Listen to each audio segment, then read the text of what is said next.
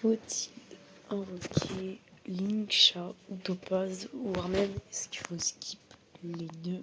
Moi, pour cette question, voilà, et je vais pas le cacher, mais la réponse est plutôt vite répondue. Malheureusement, les personnages de cette P2 sont, disons, un peu mauvais. Voilà, faut dire les termes. On va commencer par Linkcha. C'est un sustain. Feu, exactement comme Gallagher, et vous allez vite comprendre que ça va être un de ses gros défauts. Donc c'est un sustain feu. Voilà, c'est un Gallagher de 0 le truc. Et malheureusement, Linkcha, en fait, malheureusement, déjà, c'est un perso qui va faire des attaques de suivi. Elle va chercher à avancer son action. L'action de son Fuchuan, là. Son lapin, là. Quand il joue, il va break un peu les ennemis. En plus de ça, il va pouvoir augmenter. Enfin, il est toute la team entière et faire un cleanse en multi-cible. Donc vraiment très très cool. Très cool. Mais le truc c'est que ce qu'on aime bien chez les sustain, principalement c'est ce qu'ils peuvent apporter. Est-ce qu'ils ont un boost universel? Sinon on va clear trop lentement les MOC si on a un sustain qui va faire que heal et cleanse. Et malheureusement, Linkcha, j'ai bien peur que elle n'apporte pas rien, elle n'apporte rien en fait. D'ailleurs, j'ai oublié de préciser, mais si c'est un passif comme le Cha ou si un allié tombe à 2000 HP ou je sais plus quoi, enfin 50% d'HP plutôt, elle va instantanément faire son attaque dessus. C'est moins bien que le Cha parce que le Cha il peut faire du heal mono-style, donc vraiment on est sûr que le personnage ne meurt pas. Et puis vous avez son ulti qui permet d'instantanément faire avancer son attaque de suivi et d'apporter un petit debuff qui en gros permet de augmenter les dégâts de rupture que les cibles subir. Et c'est ça le problème de Linkcha, c'est qu'elle n'apporte que ça, un buff de dégâts de rupture, enfin des dégâts de rupture. C'est absolument nul. Il y a très peu de personnages et de compositions d'équipe qui vont pouvoir en bénéficier. En plus, le perso, on l'aime bien pour son break éventuellement. Mais du coup, s'il n'y a pas la faiblesse feu, elle fait comment? Elle est dans la merde. Du coup, le perso, s'il n'y a pas la faiblesse feu, elle a besoin de Firefly. Sinon, elle n'a pas d'avenir. Donc on voit que c'est vraiment un perso niche déjà qui va vraiment se jouer avec Firefly principalement. Et pas vraiment d'autres teams. Même pas forcément toutes les autres team break, parce que par exemple, Boutil, je trouve qu'Aventurine est meilleur que Linkcha, voilà, c'est mon avis, mais Boutil manque de survie vraiment, et Linkcha, je suis pas sûr qu'elle peut faire, en fait, il peut facilement se faire one shot, sur 2 cas, Linkcha, c'est pas forcément la bien vue. En plus, c'est une healeuse, quoi, c'est moins fort les healers que les préservations qui peuvent anti-one shot. Et le dernier argument, pourquoi ne pas invoquer Linkcha aussi, hein, franchement. Il y a Gallagher qui existe. Et je vais dire les termes. Voilà, je vais tout de suite dire les termes. Enfin voilà. Voilà. Gallagher E6 égale Linkcha E0. S0, Confree tout en tout cas. Voilà. Gallagher E6 est égal à une Linkcha E0 avec un Confree tout. Du moins, il y a vraiment moins de 10% de différence. Quoi, il y a moins genre 5% environ. C'est ridicule. Vous allez lire avec le même nombre de cycles que Gallagher. Il suffit de l'avoir au 6, hein, mais bon, voilà, après tout le monde n'a pas le 6, mais on ne met pas pour l'un 5 étoiles juste en attendant d'avoir un 4 étoiles. Le 6, c'est pas rentable. Vous pouvez la jouer en vrai dans d'autres équipes, hein, mais genre ce sera une Luocha. Elle va maintenir la team en vie. Elle va en plus consommer beaucoup plus de points de compétence que Luocha. Voilà, elle va maintenir la team en vie, c'est très cool. Et puis c'est tout. Voilà, c'est tout ce qu'elle va faire. Elle va faire ça.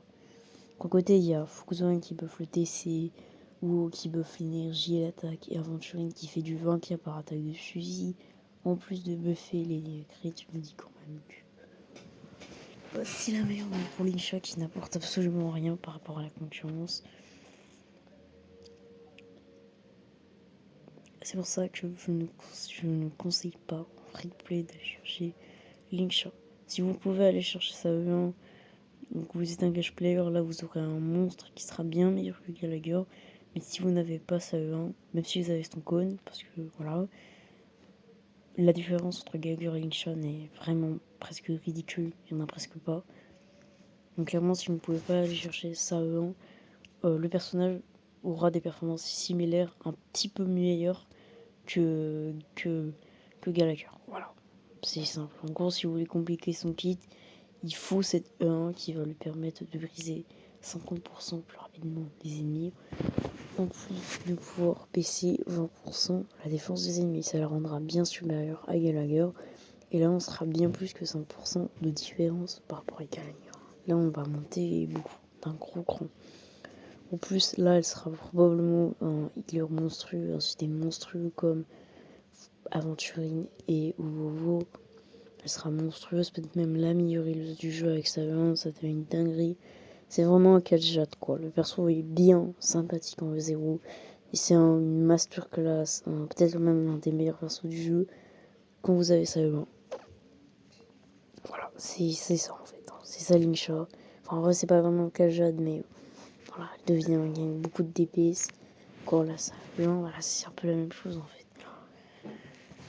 Ça va me permet de monter considérablement ses dégâts parce que peut briser plus rapidement les ennemis, leur baisser la défense, augmente plus son côté support. Clairement, cette E1 est vraiment trop forte, je trouve. Franchement, Linkshot, elle a une E1 tout droit sortie de Genshin Impact, hein, je l'ai dit. Voilà, sa E1 est tout droit sortie de chez Genshin, je pense. Voilà, donc clairement, ce qui va en fait, free-to-play, n'allez pas chercher. Bon, vaut mieux éviter. Et donc n'allez pas chercher un perso qui donne 5% de différence par rapport à lui. Non, mieux vaut éviter. Mieux vaut éviter. Bref, si vous voulez un sustain, skippez tout simplement toute la 2.5 partie 2. Attendez la 2.6. Normalement, il devrait y avoir un run d'aventurine. Et là, vous pourrez pour l'aventurine qui va vous carrer. Je vous dis, il va vous carrer. Il sera bien plus polyvalent que Linkshot et bien meilleur. Donc pour moi, les chiens à skip pour aventurine si vous cherchez un sustain. Il sera bien meilleur.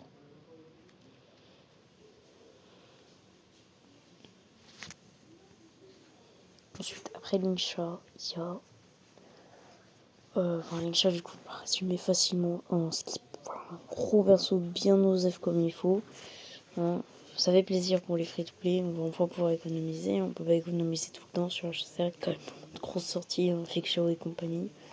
Bah là, on peut enfin économiser. Les jades.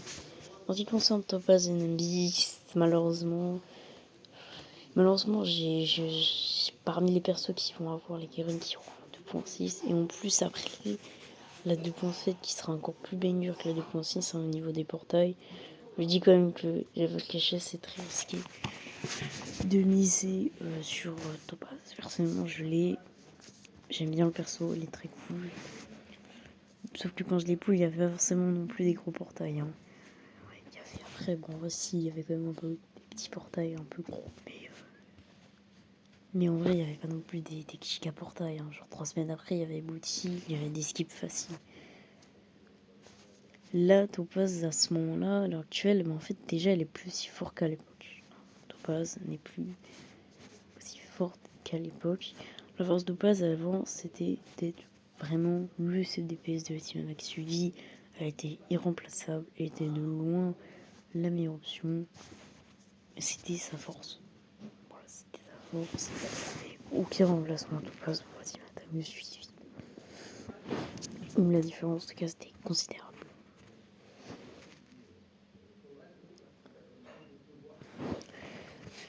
Mais désormais, ces sont sortis. Et bah en fait, il n'y a que 10% de DPS environ qui séparent Moose E6 d'une Topaz. Donc au final, c'est un peu une Linkshot quoi en fait. Hein. Elle est trop remplaçable aussi. Hein. Et bien évidemment que c'est que si vous avez ça E1 que là ça peut devenir quelqu'un quoi. Topaz. Ça lui permet en gros de augmenter encore, d'ajouter un debuff, d'attaque du suivi bien gros comme il faut. Donc ouais, c'est vraiment une E1 extrêmement puissante. Mais en vrai, je pense quand même que Topaz, ça peut être un bon pool pour compléter votre team FUA si vous avez déjà pour le Aventurine, déjà pour le Robin, que vous avez des Pteratio, donc qui est offert. Là, vous avez quand même une des meilleures teams du jeu à disposition. Alors si vous avez Fiction, ça devient... Vous pouvez faire du zéro cycle, tellement ça devient débile. Mais c'est très coûteuse, donc déjà avant pour Topaz, il faut sa team Beast, il vous faut déjà Aventurine Robin, hein, c'est must-have. Pas Fiction, pas forcément, en tout cas vous avez toujours une alternative avec Docteur Ratio qui fait très très bien le taf. Mais par contre, il vous faut vraiment Robin et Aventurine, c'est super important. C'est vraiment les deux persos sécurisés pour Topaz. Et puis même là, quand même, il y a quand même... En fait, si vous avez ces deux persos, vous avez forcément Docteur Ratio normalement. Là, je pense que ça serait une bonne invitation, un bon plan. Maintenant, si vous avez que Robin, que Aventurine, voire même aucun des deux, passez votre tour. Il y a quand même des priorités plus importantes pour le team FUA. C'est vraiment de sécuriser. Je sais pas, mais si par exemple vous avez Robin, mais que vous n'avez pas Aventurine, il faut le sécuriser. Il aura un Revon en 2.6 normalement. Et là, vous aurez l'occasion de le sécuriser du coup. Tu veux le mettre dans la team FUA et absolument tout détruire. La team FUA avec Doctor Ratio, c'est du 2 cycles minimum et avec Fectio, c'est du 0 cycle. Donc ouais, on est vraiment sur une très grosse team, hein, vraiment.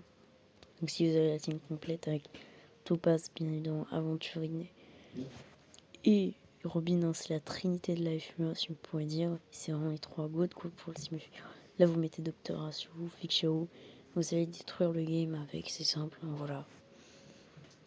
Donc pour moi, Topaz intéressant si vous avez peut-être la team complète, mais franchement, attention aux portails qui vont venir à l'avenir. Enfin après, en vrai, peut-être d'autres priorités un peu plus importantes pour que Topaz. Et Linksha, ne l'invoquez pas du tout ce personnage. Ne l'invoquez pas. Sauf si vraiment vous êtes un cash player, que vous avez les moyens d'aller chercher cette E1 complètement broken. Pour moi, la meilleure E1 du jeu, je trouve. Limite, peut-être même meilleure que la E1 de Chad en soi. Moi, cette E1, elle apporte tellement de trucs. C'est vraiment une E1 monstrueuse. Clairement, voilà, c'est... Pour moi, Linksha skip. Il y a d'autres priorités plus importantes. Et Topaz, malheureusement, il y a quand même des priorités, disons, plus importantes. En tout cas, ciao et bonne chance pour ceux qui voudraient pour Topaz pour compléter la team FEA. Ou ceux qui voudraient quand même pour Linksha, voire je pense pour beaucoup sa E1, qui est vraiment complètement fumé. Hein, voilà. Hein. En tout cas, ciao. Ciao.